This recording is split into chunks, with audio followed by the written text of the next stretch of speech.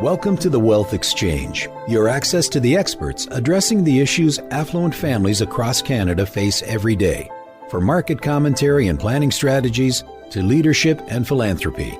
We discuss the subjects that matter to you. Leadership, excellence, achievement, and diversity. The Wealth Exchange Lead Edition focuses on aspirations and themes beyond building and preserving wealth. Our intention is to amplify the inspirational and empowering stories of role models, change makers, leaders, and organizations making a difference in our communities. Welcome back to another episode of the Wealth Exchange podcast. My name is Ron Haik. Our guest today is Patrick Chan. Welcome, Patrick. Thank you for joining us today to talk about your incredible journey as what many would consider one of the most influential Canadian male figure skaters of all time. I certainly grew up watching you. I'm thrilled to have you here today. So we understand that we're going to explore a little bit about your new career here as a wealth planning intern at Nicola Wealth. So for those of our listeners who aren't familiar with your story, can you share with us how you became involved in skating and how your family supported you in pursuing this passion? Yeah, first of all, thanks, Ron, and thanks for this awesome opportunity to share my story. It's been such a joy to join Nicola Wealth, and I really appreciate giving me the space to tell my story. So my journey into figure skating was pretty organic. My parents were both passionate athletes. They played lots of tennis. They were big time skiers. I was born in Ottawa, grew up skiing at Mont Tremblant, and was like very much a multi-sport kid. And after a few years, I moved to Toronto and decided to pick up figure skating because I wanted to play hockey. I could no longer ski really at a high level. So I decided at 3 years old, I decided to pursue a different sport. I remember my mom clearly telling me like, all right, Patrick, like, let's pick another sport. And what would you like to do? And it was hockey, being Canadian and all. So my mom being, very much involved in wanting to find like the best coaching, found an article in the Toronto Star of this Russian hockey coach who had just come over from Russia and, had very unique coaching style that appealed to my mom. And so my mom went over and spoke to him and he was the one that said, put him in figure skating lessons, that if he doesn't know how to skate, then I recommend you put him in can skate. That's what it was called at the time. Put him in the can skate program and come back a few months later. And so that's kind of where my journey began, secretly. Now as an adult, I know that my mom did not want me to play hockey. So she didn't really remind me about my desire to play hockey. And luckily I was carried away with, what made figure skating so much fun. That's an amazing story. We can all certainly understand that Toronto isn't where you're going to go and pursue a downhill skiing That's right. passion. That's for sure. Blue Mountain is a bit too small, I think. It is, but it certainly at least got you in the competitive mindset, being out there and trying those different sports. And what is so Canadian as skating is certainly in hockey and skiing. But you've got that background as a competitive figure skater right around the world on many various stages. And then all of a sudden you're turning into a wealth planner. So for many, it seems like a very big switch. Maybe share with us what compelled you to make that career change. I think we should start with me retiring in 2018 after the Pyeongchang Olympics. I was ready to move on and have some roots finally and come back to Canada. I was training in the States for several years and wanted to come back home. I decided to come to Vancouver.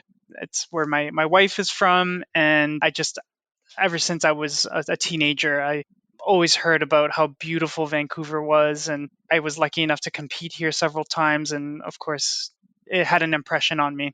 And through the pandemic, right up to the pandemic, I was performing professionally in galas. Some may know it as Stars on Ice or Ice Capades. So Stars on Ice is kind of the present Ice Capades. And I was enjoying doing that because it's somewhat easy because you're just repeating or you're going through the motions of skating that is so ingrained in your body, but without the pressures of competitive competition. There's no judging. You can pick the music you want. There's no rules to follow. And then you can make a decent living at that. And I was traveling all over the world, going to Japan, going across Canada, doing shows in the States. And then unfortunately the pandemic hit and canceled all the live events, of course. And so while I was sitting at home, like everybody else, I started getting a little restless, and I was thinking, okay, what could I do to further my skills? And I knew that coaching wasn't for me. It wasn't the right fit. So I decided to jump into real estate. I thought that is the path of least resistance because I had no post-secondary education, and getting your real estate license is fairly straightforward. And I went ahead and did that and got connected to a senior broker at one of the largest commercial real estate firm in the world. And it was a wonderful opportunity. I got into a team right away and into a massive, very, very well recognized, well respected company in commercial real estate. So I did that for about 2 years and was obviously started asking those questions fairly quickly of, is this what I want to do? Do I feel that that passion, or do I feel that drive to come in every day and love it? I was at a bit of a crossroads where I had to decide, do I pursue, further designations? Do I go to school specific to studying about commercial real estate and the economics of it? And I had a bit of a moment of pause of just like, okay, this is a commitment. Like if I go to school, like I'm spending money, I'm spending time committing to this specific industry. And that's when I thought, okay, I need to go and reach into my network and talk to some friends and just have a conversation, really. I didn't have a plan. I just wanted to bounce some ideas off other minds. And one thing led to another, and then I met David Sung, and we had a lunch together and we shared each other's stories. And what really drew me to Nicola was the investment in training, in mentorship, peer-to-peer mentorship, the one-to-one advisor and associate kind of pairings. And that's really what drew me in right away. And also David's passion towards recognizing my successes as a figure skater, as an athlete, and recognizing that is an advantage in some way, something that I could leverage, down the road as an advisor. He very much was like telling me to embrace that story and embrace that identity. Don't, just because I'm changing careers and shifting into something completely different, it doesn't mean that I need to let go of that identity. I can bring it with me into my next chapter. So, David was so instrumental in like my path that I'm on now. As president of this company, anybody who's come into contact with David over the years just knows what a wonderful soul he is. And I think his comments about, that dedication, that passion that is within you in order to become an Olympian, to become a successful individual, to become a husband, a successful father, all of which you're in the midst of doing now. Those are the same skill sets that will make you a fantastic advisor. The ability to connect with people of broad spectrum and overcome some of those challenges and those changes. So you've been with us now several months, and how do you find changing to this environment? Have there been any challenges that you didn't expect? I don't have any specific challenges since I've arrived at Nicola. There were definitely some challenges in the commercial real estate journey, put it that way. And it's a bit of my naivete. I kind of went into that job environment, with somewhat naturally a bit of an ego, or just a bit of a like holding my head high and walking in as Patrick the Olympian, I guess, and maybe feeling that my name it got me in the door. It got me into a highly recognizable brand and company. But when it came to relationships, like that was the biggest challenge. Like I remember cold calling was a huge first step of just putting myself out there, and that was the first true test, was my ability to strike up conversation over the phone. So there's no face to face. I have, despite this is a great example, despite me being, I guess, a well-known athlete in Canada, the minute I give my name on the phone, Patrick Chan is probably the most common last name out there. So I just became just another I was another cold call that this potential client has probably heard many, many times. And some of the responses weren't so nice. And I had a lot of hangups, very quick hangups, abrupt hangups. So it was a tough pill to swallow of just the disparity of like going from walking out on the opening ceremonies at the Olympics to being hung up on. Like, it was a very jarring experience.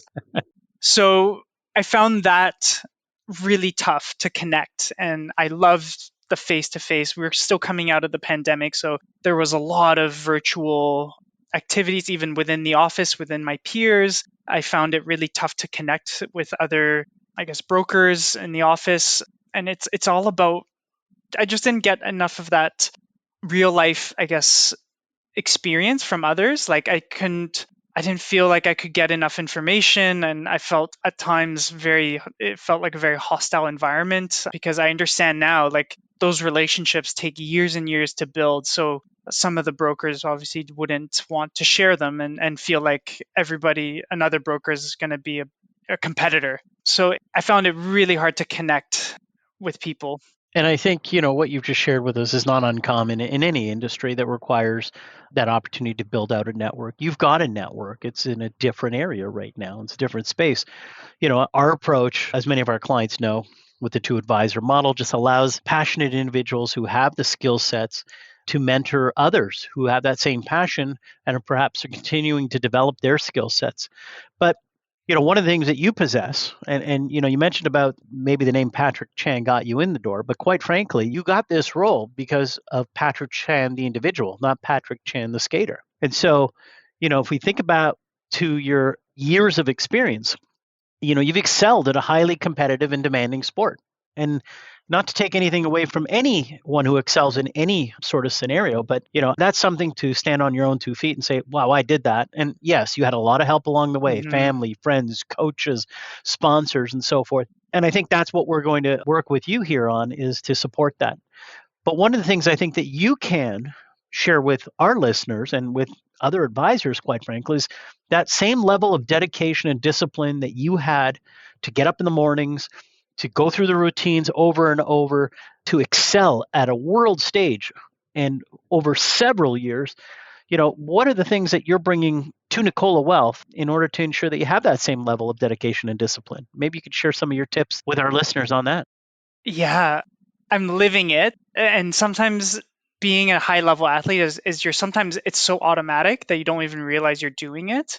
But one of the things that I noticed was just being resilient. So I guess being able to face challenges and not feel discouraged, like right off the bat, almost like enjoying the pain. Like, as an athlete, the training can be grueling, and you're pushing your body to the limit, and there's days where you wake up and you're just exhausted, or you're just so sore you can't even like sit down properly. Like, you're pushed to the brink, and you just find a way to just make incremental improvements, little, like, as small as they are. And even going into training and not doing all the quads and all the jumps and landing them 5 out of 5, sometimes just getting on the ice and feeling the ice, even that is like enough for you to make some improvement, because you never know what that just showing up that one extra day, where it could take you, and maybe it's like paying a dividend forward. So I always try to stay positive, especially in my work environment, like to bring that positive energy and a bit of that, like, everything's going to be okay, and everything, as long as I put the time in and go in with a positive mindset and give it my all, like as best as I can do. I may not know everything, but if I can be open to listening, reaching out, getting help, the minute you give me help, I will eat that up and just absorb it like a sponge and run with it. Like, there's no stopping me. If you give me just a little, like, if you give me a crumb trail, like, I'm going to chase it and I won't stop until I get to the end. So it's very much not just me on my own. Like, I definitely, that's where I loved joining Nicola, because there is an endless inventory of knowledge, whether it's from online, the SharePoint website, or even just my peers, my associates, other WPAs, like just asking them and them giving me like a little hint or a little help. Like, it just it would propel me. Like it gave me a launch pad and gave me like solid ground to just go from there. And that's been like so enjoyable to come in. Even if I face a challenge that I'm not, or a process that I don't know about, I have the tools to figure it out. And I love that. Like I love the challenge and I love being able to find the solution fairly quickly thanks to what's offered around me. And so the way I see this from the outside looking in is you're mirroring exactly and replicating what made you successful at Skate Canada, which is leaning on others, getting out there on the ice, finding your footing. And yeah, maybe sometimes you'll fall or you won't nail that jump, that quad. But if the opportunity is presented to you, you're going to leverage those opportunities, the people around you, and collectively, Yep. get out there and do the best you can in that scenario. Hmm. And it's a cumulative thing. You didn't get out there as a 3-year-old immediately and land that quad. It took a couple of years, I'm sure. And it's the same approach here when we're working with our clients. It is a time tenured approach. And putting into it, working with the client over time, certainly is conducive to results. And so, from your perspective, what I'd really love to know is, many of our clients are actually athletes. We work with a number of athletes. And would you have any advice for those interested in, working with a wealth planning consultation and looking at that? What sort of financial planning tips would you have for them or advice? What would you tell your younger self from a financial planning perspective? And especially an individual who was like you, who was in the amateur side of things and so didn't Hmm. have maybe direct control over their assets at that time. Yeah, I mean, as an amateur athlete, like as a figure skater, I was an expert at anything to do with on ice activities. Like I knew exactly who to go to if I needed anything, whether it was recovery, so like a physiotherapist, massage therapist, off ice training, and then on ice training. Like I knew where to go and I knew my surroundings there. When it comes to finance, like I didn't have any, neither did my parents. Like my parents, my dad is a lawyer, my mom was like a lab technician and then retired to like manage my career, but neither of them had the expertise to know.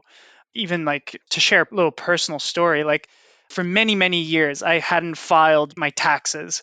And my parents were just of the thinking like, oh, well, your expenses are way past your income, so we don't need to file. Right. That was their thinking, and Right. no fault to them. Like that's just having no awareness and not being experts in the field.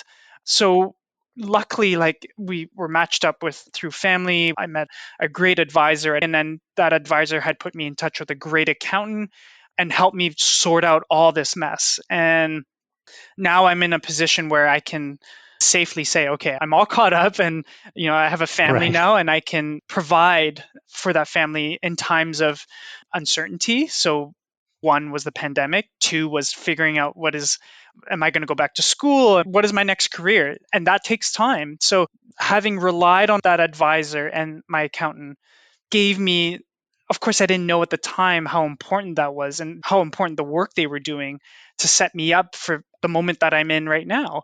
It allows me that, like, the freedom and less emotional stress in order for me to be fully invested in this pursuit. So, whatever advice you can get, I don't think there's any age that's too young to get advice. Yes. I think like I was old enough to compete at a high level on the ice and be a performer and be mature on the ice.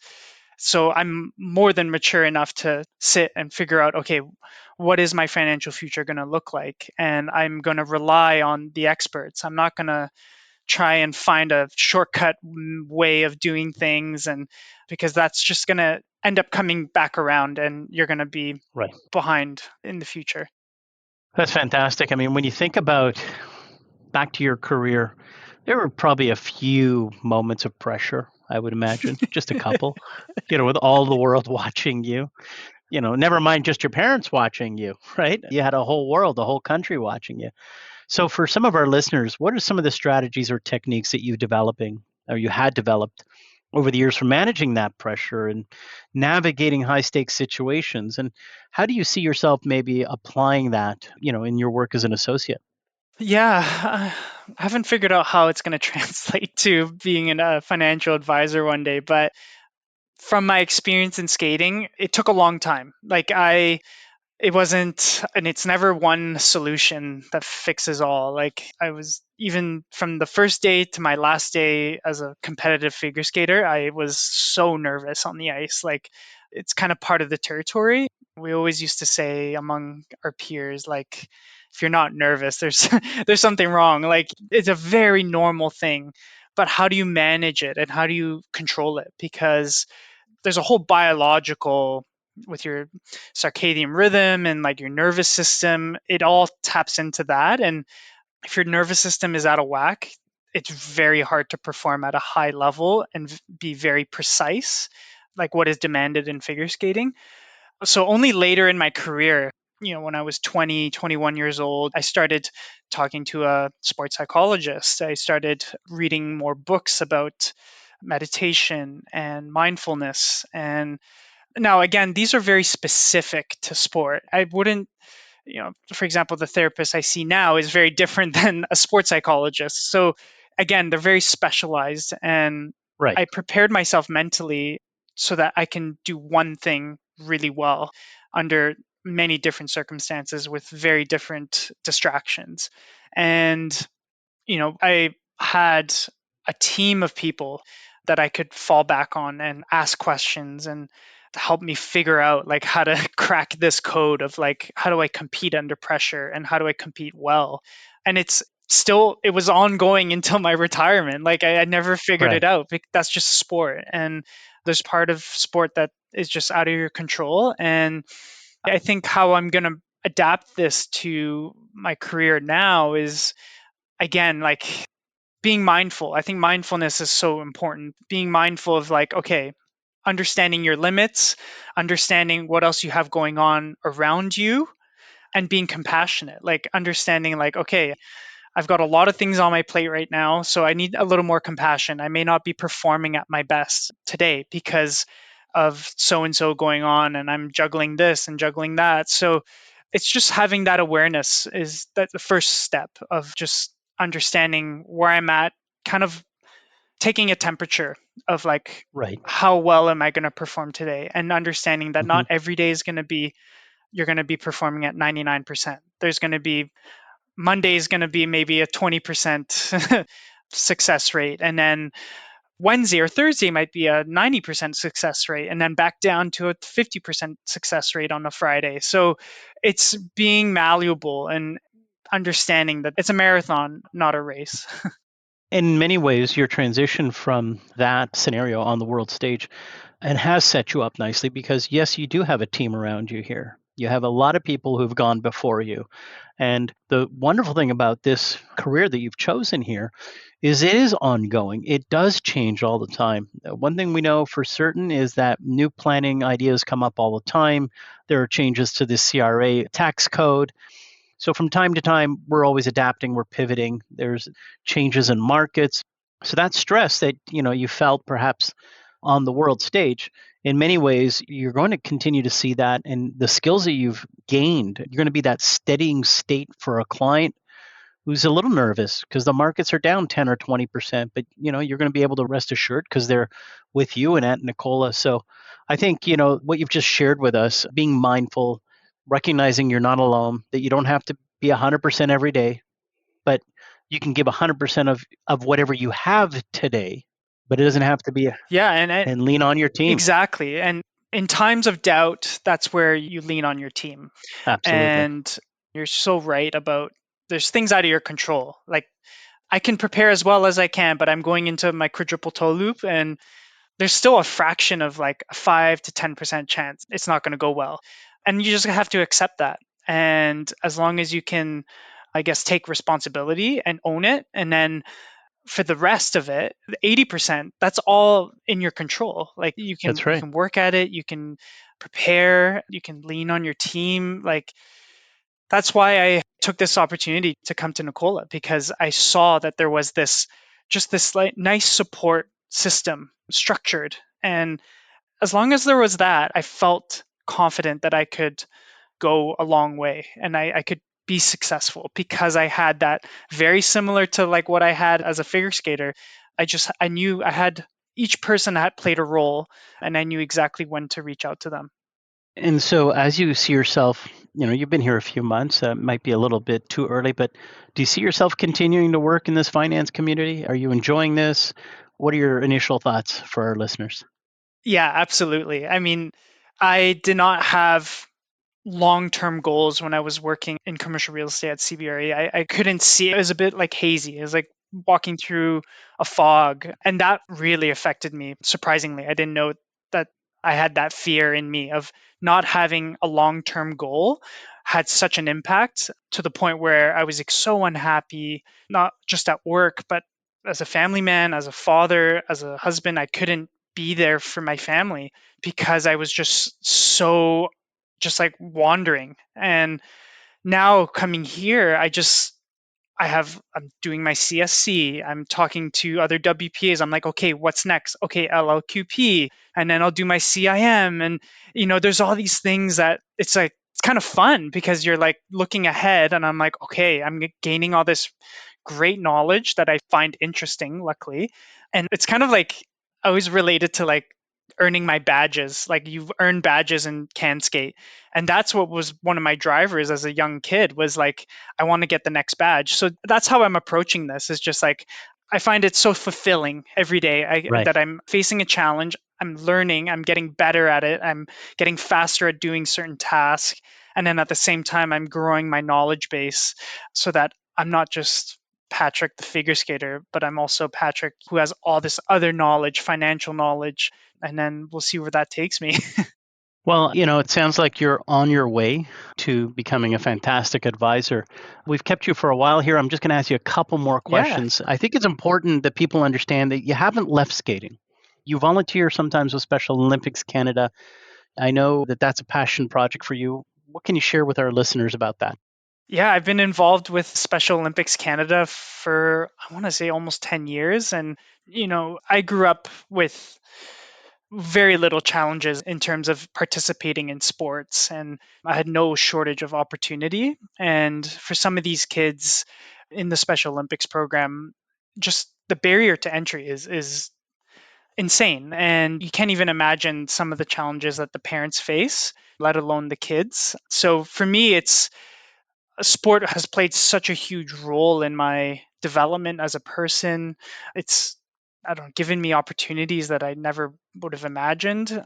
And it plays such an integral role to my life that I think every child deserves an opportunity to pursue a passion and develop connections with other peers because yeah, it's sport can teach you so much. Absolutely. I mean, if one just looks at the story you've just shared with us, your sport has taught you perseverance, it's taught you teamwork, it's taught you that you're not alone, that there will be ups, there will be downs, and you're going to get out of it what you put into it. And sometimes you're going to see some amazing things. You will literally be on top of the podium in your career. Maybe lastly, what do you want our audience to take away from today's conversation? What would be some final words today? Wow. Well, I hope I get to meet everybody that's listening. I mean, Right. I just want people to know that I love conversation. I please come and don't be shy and come talk to me and share, I don't know, an experience. And I love talking about my own experience. I mean, that's the only way I can enjoy, I guess, the fruits of my labor is to like talk about it. It's Right. now so far gone and I won't be going to the Olympics ever again. So it's nice to relive and reflect on those moments. And I learned so much just from conversing with others and their perspective on what, I don't know, some of the challenges they've had and how they overcame them. And, I'm an open book. I've always been honest in my interviews and in my skating career, sometimes too honest, but it's created so many great connections. And at the end of the day, that's what I cherish. I cherished, yes, the Olympic medal is great, but I think what I cherish most is, and what I remember most is those connections and the moments I've had with other teammates. So now I'm here and I feel so happy to find a place of like-minded people. And so I just want to build some long-term connections that I hope I keep for the rest of my life. Well, certainly you will at this firm, and appreciate the time you spent with us and our listeners. by far one of my favorite skaters and just a wonderful WPA. I'm looking forward to working with you. I'm looking forward to meeting you in person. And please do reach out anytime you're in the city of Toronto. I won't take you skiing because there are no places to go skiing. And I'm sure you will not take me skating, but we can certainly have a cup of coffee. Thank you so much for your time today, Patrick. Thanks, Ron. It was a pleasure. Thank you for listening to another episode of The Wealth Exchange. You can view today's show notes and subscribe to the podcast on our website at nicolawealth.com/The Wealth Exchange. Some of the companies or securities mentioned during this episode may be held at the time of recording by Nicola Wealth. Please view the show notes for full disclosure of our position in these companies. This podcast contains the current opinions of the presenter, and such opinions are subject to change without notice. This material is distributed for informational purposes only and is not intended to provide legal, accounting, tax, or specific investment advice. Please speak to your Nicola Wealth advisor for advice based on your unique circumstances. Forecasts, estimates, and certain information contained herein are based upon proprietary research and should not be considered as investment advice or a recommendation of any particular security, strategy, or investment product. Nicola Wealth funds and limited partnership returns are net of fund expenses charged to date. Any discussion of past performance is not indicative of future results. All investments contain risk and may gain or lose value. Projected returns are estimates only. Returns are not guaranteed. This is not a sales solicitation. This investment is intended for tax residents of Canada who are accredited investors. Residency restrictions apply. Please read the relevant documentation for additional details and important disclosure information, including terms of redemption and limited liquidity. Nicola Wealth Management Limited, Nicola Wealth, is registered as a portfolio manager, exempt market dealer, and investment fund manager with the required securities commissions.